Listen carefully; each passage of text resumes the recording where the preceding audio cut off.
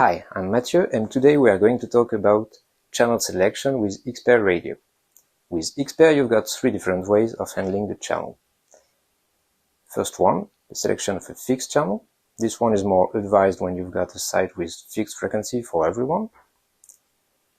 Then we've got the automatic selection at startup. This one is more advised in the case you've got several Xpair radios working together and with the same behavior. And finally, we've got the channel agility, which is an automatic channel selection at startup and also an automatic change of the channel during the use in case you're facing any disturbances. This one is more advised for crowdy environment for which you don't really know the frequencies of everyone. To choose between these three modes, nothing complicated, just follow the guide. For the selection of a fixed channel, first unlock the safety stop here, turn the on-off switch to on position, then press F1 and F2 here and turn the on-off switch to start position, just like that. Release the buttons.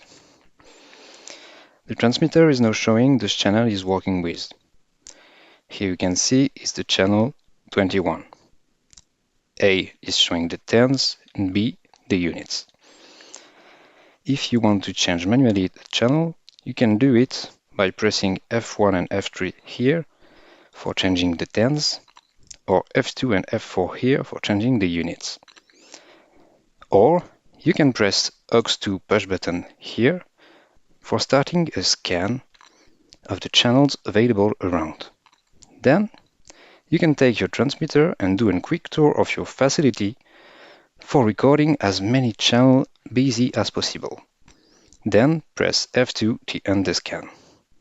Then you just have to validate by turning the on-off switch to start.